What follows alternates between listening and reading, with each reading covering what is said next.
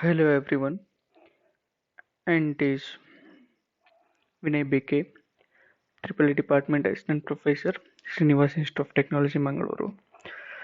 So in this video, we are going to discuss about DC machines, which comes under Basic Electrical Engineering for VTU students. According to the VTU, it's a Model 4. So now, DC machines. So before going to start with this machine means what? Here either it is a generator or motor. DC means direct current.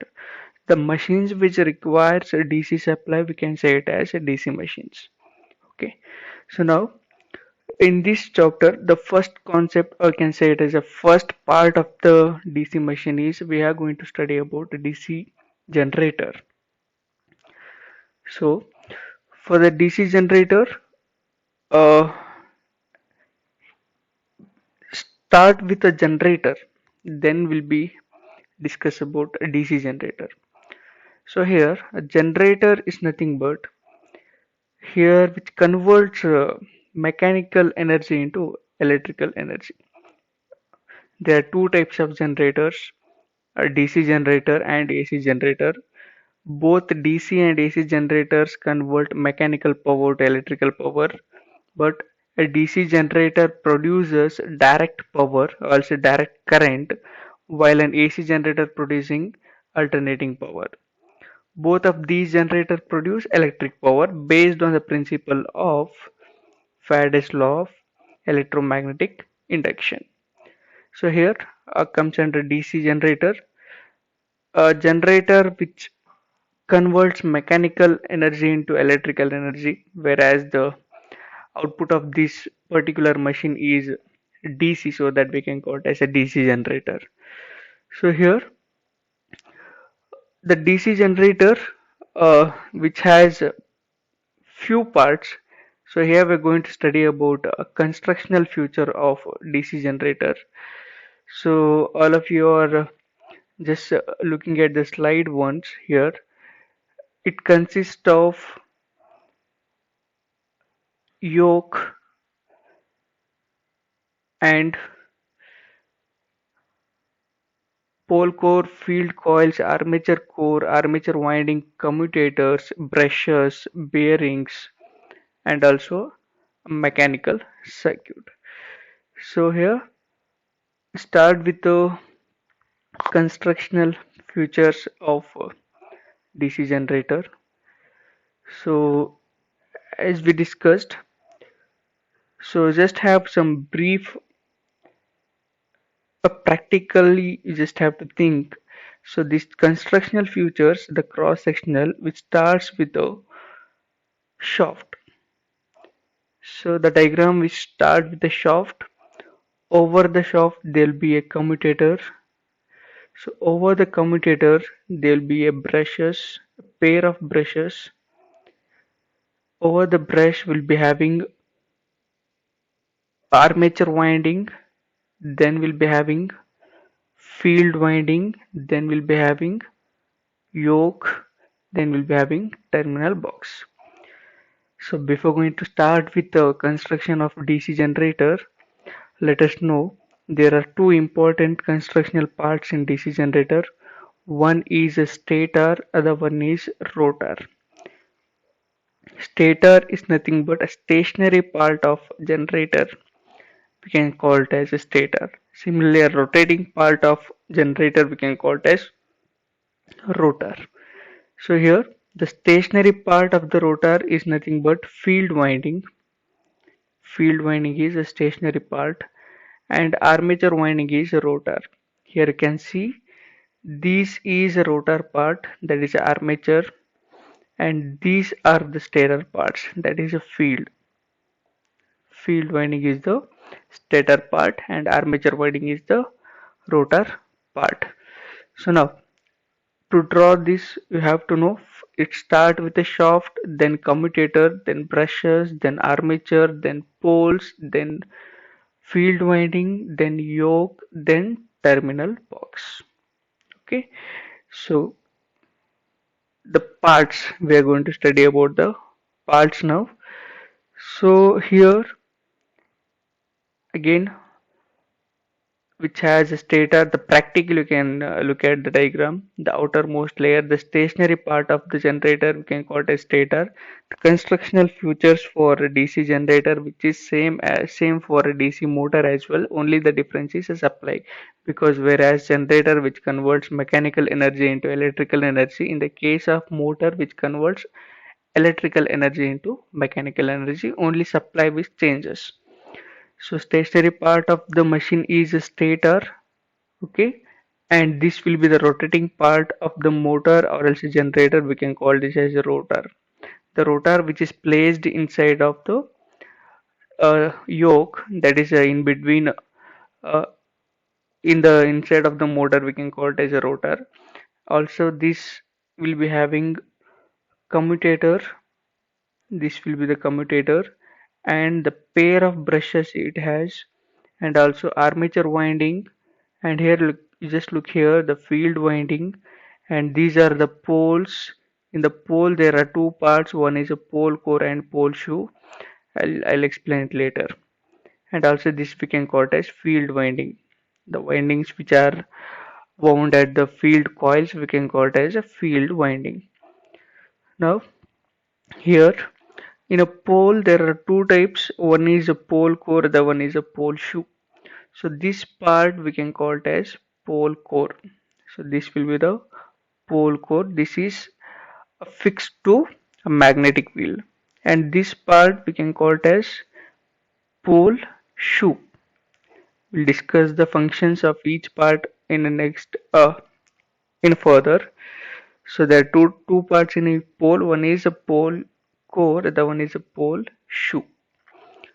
Now coming for the constructional details, just look at here. As I told, it starts with a shaft. Over the shaft it has commutator, then it will be having brushes, then we'll be having the rotor, that is armature winding, then we'll be having poles. There are two types in poles. It is divided into pole core and pole shoe. So these poles are connected to magnetic wheel. Also the coil which is wound to the pole core, we can call it as field winding, that is nothing but stator. Here the supply, the output of the DC generator is DC, so that we can call it as DC generator. So you can see here this dotted line indicates the flux which produced, and outermost layer of the generator is yoke, and this winding we can call it as a field winding, and this axis we can call it as field axis or polar axis. Next, as I told, the constructional features, it has two main constructional details. One is a stator, other one is a rotor. Stator is nothing but a stationary part, you'll be observing here. Rotor is nothing but rotating part. So here the field, the stator which will be fixed to the yoke, the outermost layer is a yoke. Here we'll be having poles, you can observe. So this will be the pole shoe, and this will be the pole core.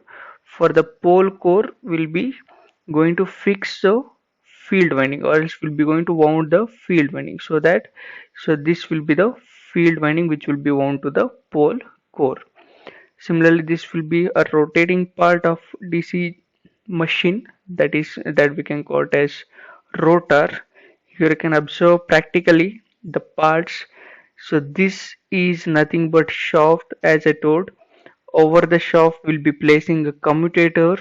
Over the shaft will be placing commutator. Over the commutator will be placing the pair of brushes. Okay. So here you can see the coils which will be wounding, which will be having the insulation. So insulation which provides to protect the motor, or else to avoid the losses. Now, function of each part of DC machine will be going to discuss, either it will be same for generator as well as motor. The first part is yoke. So here a yoke, functions of yoke is, so it is the outermost cover of the DC machine, and this is outermost cover of DC machine, so that the insulating materials get protected. Whatever the materials will be get protected from the harmful atmospheric elements like moisture, dust, and various few gases. So that outermost cover of the DC machine which will be gets protected from harmful atmospheric elements like moisture, dust, and it provides mechanical support to the poles. So over the yoke will be attached to this will be the poles will be fixed to the yoke, so that here, so this will be here, I'll be just drawing here, so that it provides mechanical strength to the poles, which will be provides mechanical strength to the poles. And yoke is an iron body, so it is an iron body which provides a low reluctance path to complete magnetic circuit, which provides low reluctance path to complete magnetic circuit, which means that reluctance means the rate at which will be opposes the flow of flux, we can call it as reluctance. So the relationship between the reluctance and area is again inversely proportional. So here reluctance is denoted by S, which is directly proportional to length of material and inversely proportional to area of material. To remove this proportionality constant, will be introducing permeability, that is mu. So that I can write here it as L divided by mu into A, that is nothing but reluctance. So the relation between the reluctance and area is inversely proportional, whereas length and reluctance will be directly proportional. If you compare with DC, if you'll be comparing with DC, so the resistor is directly proportional to L and inversely proportional to area. So here the first function is outermost cover of DC machine, so that which protect the harmful atmospheric elements like moisture and dust, and also it gives mechanical strength or support to the poles, so that which provides low reluctance path to complete magnetic cycle. So the next is choice of material. Here the material will be using cast iron because it is cheapest and provides a low reluctance path. Suppose if we'll be using the for large machines, so we can use a rolled steel, cast steel, and silicon steel is used, which provides a low reluctance and good mechanical strength. This is about yoke. And the next is poles. You can observe here. So poles, which will be divided into two parts. One is pole core, other one is pole shoe. Here can observe this will be the pole core. Here it will be pole core, and this part will be a pole shoe. This will be pole shoe. So you can see here this is a pole core, and so this part will be the pole shoe. So pole core, I just look at the pole core here. The pole core basically carries, so this pole core which carries field winding, you will be observing here, which will be carrying field winding, which is necessary to produce flux. So here we'll be using a pole core and pole shoe. The total we can say it as a pole. So whenever the supply is given to these poles, this will be act as electromagnets, so that which will be produce electric field. So due to that electric field which will be induces flux, so that the pole core basically carries a field winding which is necessary to produce a flux. Once a flux which will be produced in once the flux which is produced in pole core, so the pole shoe which directs the, or else which gives the direction for the flux produced through a air gap. This is the flux produced between a air gap, between armature core and the pole shoe. So here we'll be having the armature as we know. Just look at the diagram once if you'll be having confusion. See, in between pole shoe and armature there is a air gap. Okay, the function of this pole shoe, sorry, the function of this pole shoe is which directs once the flux which produced in armature's pole core. So this pole shoe which directs the flux produced through air gap between armature and the pole shoe. Okay, so that this pole shoe which enlarges the area of armature core to come across flux, so that here reluctance path is reduced. As I told, reluctance is inversely proportional to area, so that area is large. So here the first function of the pole core is, there are two parts, one is pole core and pole shoe. The first function of pole core is, pole core basically carries a field winding which is necessary to produce flux. Similarly, function of pole shoe is, it directs the flux produced through air gap to armature core, and also pole shoe enlarges the area of armature core to come across the flux. And also reluctance path reduced as area is large. The choice of material here are made up of magnetic material like cast iron or cast steel. So this is about pole. So the next is a field winding as mentioned in F1 and F2. So here the field winding is wound on the pole core. Field winding is wound on the pole core with a definite direction. So as you already saw here, the field winding that will be wound of a, here a field winding which is wound on pole core. You can observe which is wound on pole core with a definite direction. You can see the direction also with a definite direction which would be fixed. The function of this field winding. So I'll just explain with the diagram only here. The function of field winding can easily observe here. This is a field winding with a particular direction. The coil wound on the pole core, you can see the coil which wound on the pole core, we can call it as field coils. The coil, this is a coil which will be wound on the pole core, we can call this as field coil. So that field coils are connected in series. Now you can see the field coils which we can connect in series, so that which forms field winding. You can observe the field coils which are connected in series to form field winding. So now current passed through this field winding. Current passed through this field winding. You can see if it is a direction of current, the current which will be passed through a field winding in specific direction. So once the current which starts to flow in this field winding, this pole core, also this pole which will be act as electromagnet, so that will be magnetize the pole and pole shoe. Thus a magnetic flux which will be produced in the air gap between pole shoe and armature.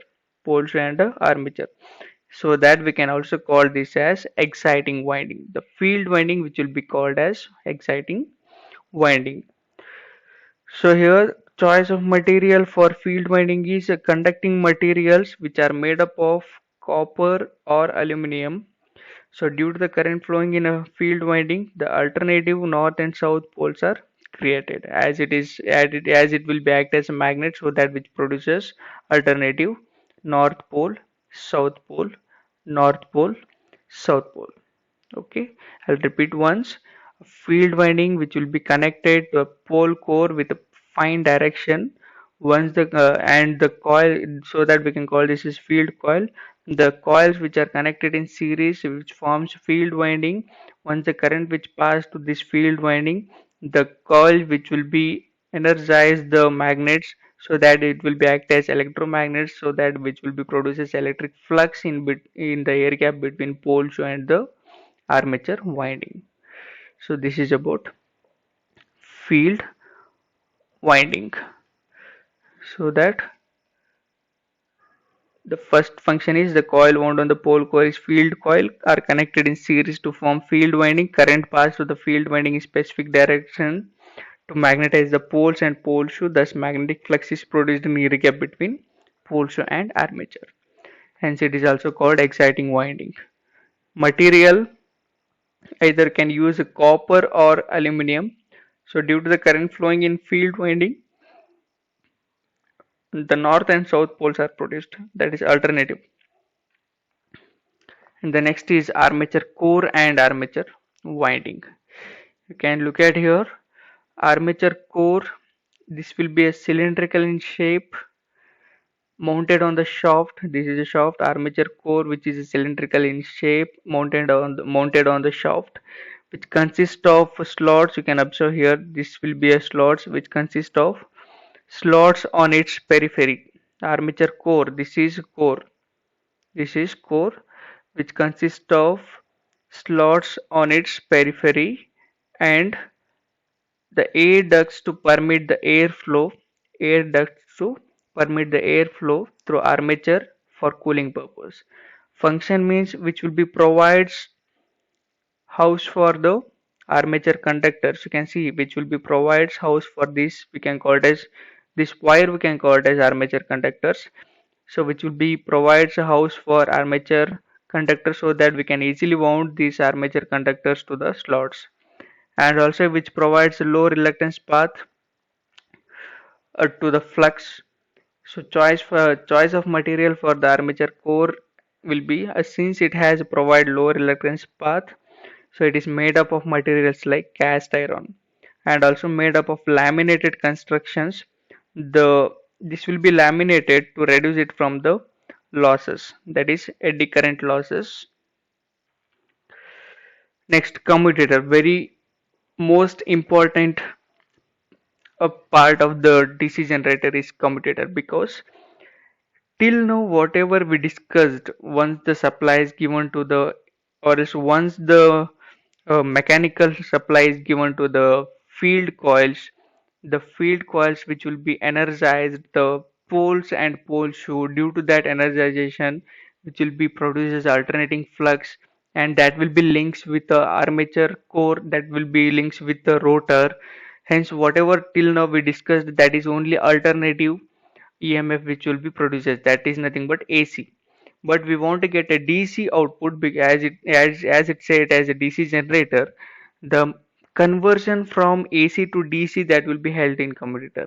Here the commutator which act as a rectification, or which will be act as a rectifier, because the basic nature of EMF induced in armature conductor is alternating, as I told you, which produces alternating flux.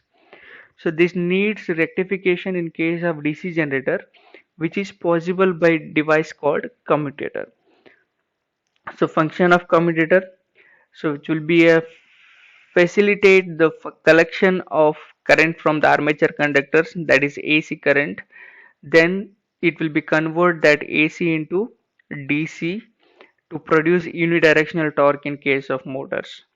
Materials used, it is made up of copper and insulating materials between the segments. Insulating materials will be using a mica. The next is brushes and brush care. So can see here the brushes which will be fixed over commutator. So brushes are stationary and resting on the surface of commutator, so that the function of each brush will be, he'll be using the pair of brushes, so that it will be once the commutator which converts AC into DC, the brushes which collects that DC current from commutator and make it available to the stationary electrical or external circuit.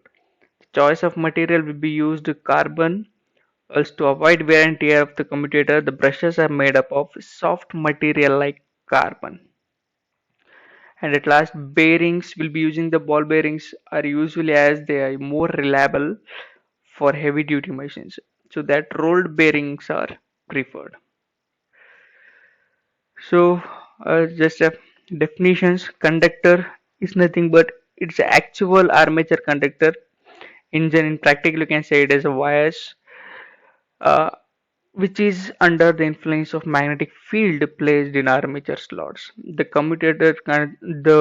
armature conductors which will be placed in each slots of the armature core, as we discussed while explaining the constructional features of a DC generator. And turns: if a two conductors which form one turn, two conductors which form one conductor. So that here two conductors are placed in different slots, when connected together forms a term. So that the conductors means one conductor which will be produces when we'll be using the two number of turns. Okay. Coil: for simplicity of connections, the turns are grouped together to form a coil. You can see a single turn coil, two turn coil, and multi turn coil end to end. So now there are two types of windings in armature. One is a one is a lap winding, other one is wave winding. So here the lap winding. In case of lap winding, the number of parallel paths, you can see the number of parallel paths which will be same as the number of poles or else the number of brushes. The number of parallel paths we can see here, from north pole to south pole, the number of parallel path which will be same as a number of poles. If there are two poles, then a number of parallel path is also 2.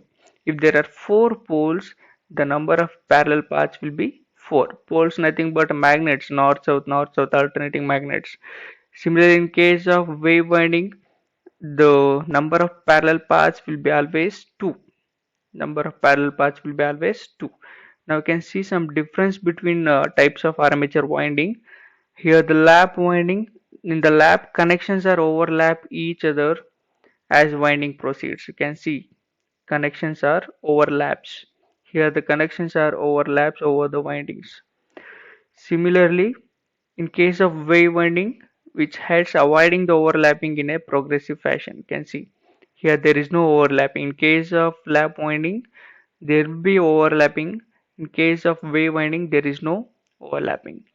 And second, number of parallel paths will be always equal to the number of poles, so that A equals to P. Here A is nothing but number of parallel path, P is nothing but poles. In case of lap winding, A equals to P. In case of wave winding, A equals to 2. And number of brush sets required is equal to number of poles. That is, if there are two poles, two set of brushes. So here the number of brush set is always equal to 2. So the function of lap winding which will be preferred for high current, low voltage capacity generators. In case of wave winding, which would be preferred for high voltage, low current capacity generators. And here it will be normally used in case of lap winding, it is normally used for generators of capacity more than 500 amperes, because which will be preferred for high currents. Similarly, in case of wave winding, which will be preferred for capacity less than 500 amperes, because which will be preferred for high voltages. You can see the connections. Here there is a overlapping, there is no overlapping. Here A equals to P, here A equals to 2. Next, EMF equation of DC generator we'll discuss in next session. Thank you one and all for watching.